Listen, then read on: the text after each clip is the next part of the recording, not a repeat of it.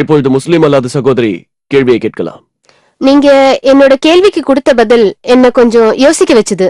ஆனா எனக்கு இன்னும் ஒரு விஷயத்த நீங்க தெளிவுபடுத்தணும். அதாவது முற்காலத்துல ஆண்கள் தான் போர்க்களத்துக்கு போகணும்ன்ற ஒரு சூழ்நிலை இருந்தது. அதே மாதிரி ஒரு குடும்பத்துக்கு ஆண்களால தான் வருமானம் கிடைச்சிட்டு இருந்தது. ஆனா இப்ப காலம் மாறிடுச்சு. எதிர்காலத்துல இன்னும் மாற வாய்ப்பு இருக்கு. எதிர்காலத்துல பெண்கள் போர்க்களத்துக்கு கூட போகலாம். இப்பவே பெண்கள் வேலைக்கு போக ஆரம்பிச்சுட்டாங்க. பெண்களும் இப்போ ஆண்களுக்கு இணையா இருக்க ஆரம்பிச்சுட்டாங்க. இந்த மாதிரி ஒரு சூழ்நிலையில ஒருத்தனுக்கு ஒருத்தின்றதுதான் சரியா இருக்க முடியும். ஏன்னா மதம்ங்கிறது மனித சமுதாயத்துக்கு மட்டும்தான், கடவுளுக்கு இல்ல. இதுதான் என்னோட கேள்வி. நல்ல கேள்வி. அந்த காலத்தில் போர் காரணமாக நிறைய ஆண்கள் இறந்தார்கள், நான் ஏற்கிறேன். இன்று அந்த அளவு போர் நடப்பதில்லை. ஆனால் இன்றும் கூட சகோதரி, போரில் அதிக ஆண்கள் தான் இருக்கிறார்கள். கல்ஃப் போரில் அதிக ஆண்கள் இறந்தார்கள். ஆப்கானிஸ்தான் போரிலும் ஆண்கள் தான் இறந்தார்கள். வியட்நாம் போரிலும் அதிக ஆண்கள் தான் இறந்தார்கள். ஆனால் அந்த காலத்தை விட குறைவாக இருந்திருப்பார்கள், நான் ஏற்றுக்கொள்கிறேன். ஆனால் இன்று நாம் கணக்கெடுத்து பார்த்தோமேயானால் அதிக அளவு புகைப்பிடித்து இறப்பது பெண்களை விட ஆண்கள் தான் அதிகம். குடிப்பழக்கத்தினால் இறப்பது பெண்களை விட ஆண்கள் தான் அதிகம். விபத்து பெண்களை விட ஆண்கள் அதிகம். நான் நீங்கள் சொன்னதை ஏற்றுக்கொள்கிறேன். இப்பொழுது பெண்களும் போருக்கு செல்கிறார்கள்.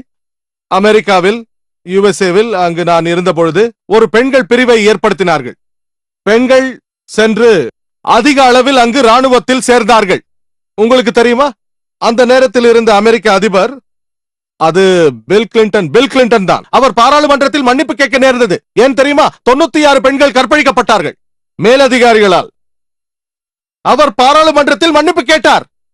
அங்கு ராணுவத்தில் சேரும் அதிக அளவு பெண்கள் மேலதிகாரிகளால் கற்பழிக்கப்படுகிறார்கள். தோளோடு தோள் சேர்ந்து போருக்கு சென்றால் என்ன நடக்கும்?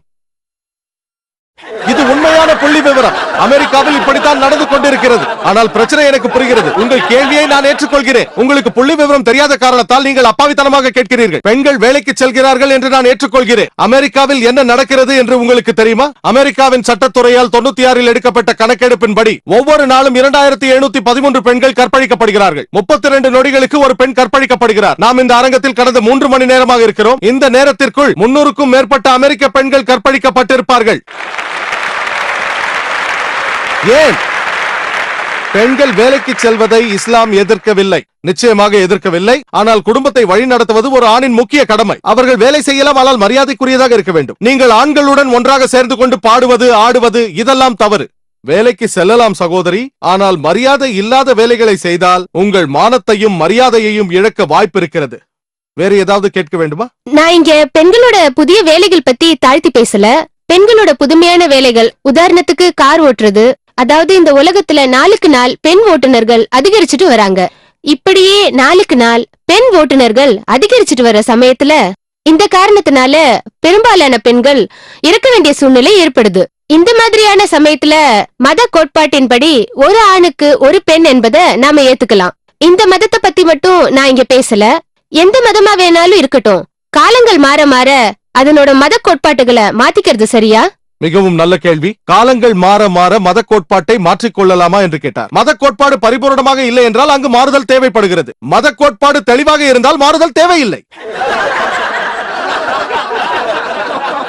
மத கோட்பாட்டில் பிரச்சனை இருந்தால் மாறுதல் தேவை. அதனால் தான் குரானில் ஏதாவது ஒரு குறையை காட்டுங்கள் என்று சொன்னேன். நீங்கள் கற்பனை செய்யுங்கள் என்று சொல்கிறீர்கள். ஒருவேளை 100 ஆண்டுகளுக்கு பிறகு பெண்கள் அதிக அளவு கார் ஓட்டினால், ஒருவேளை அதிக அளவு இறந்தால், ஒருவேளை பெண்கள் எண்ணிக்கை குறைந்தால், ஒருவேளை சகோதரி, நம்மை படைத்த இறைவனுக்கு எதிர்காலம் தெரியும். உங்களுக்கும் எனக்கும் தெரியாது. அவனுக்கு எதிர்காலத்தை பற்றி தெரியும். ஒரு மனைவிக்கு மேல் மணந்து கொள்ள அனுமதி அளித்தான், ஆனால் நிர்பந்திக்கவில்லை. உங்கள் கருத்தை ஏற்றுக்கொண்டாலும், அதாவது பெண்களின் எண்ணிக்கை சமமாக வந்துவிடும் என்ற கருத்தை, ஒரு முஸ்லிம் ஒரு மனைவிக்கு மேல் மணக்க வேண்டும் என்று இஸ்லாம் கட்டாயப்படுத்தவில்லை. எனக்கு ஒரு மனைவிதான் சகோதரி,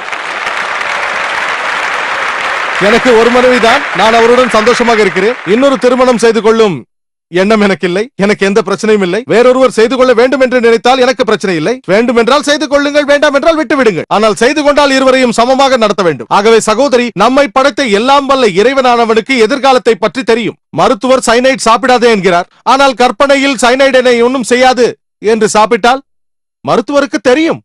ஆனால் மருத்துவரும் ஒரு மனிதர் தான், அவர் தவறு செய்யக்கூடும். எல்லாம் வல்ல இறைவன் மிகப்பெரிய மருத்துவர், எல்லாரையும் விட பெரிய மருத்துவர். நமக்கு என்ன தேவை என்று அவனுக்கு தெரியும். ஆகவே ஏதாவது குறை இருந்தால் இப்பொழுதே காட்டுங்கள் என்றேன். நாளை கற்பனையில் ஏதாவது நடந்தால் இன்ஷா அல்லாஹ் நாளை மறுபடியும் என்னை வந்து கேளுங்கள், நான் பதிலளிக்கிறேன். பின் வரிசையில் இருக்கும் சகோதரரை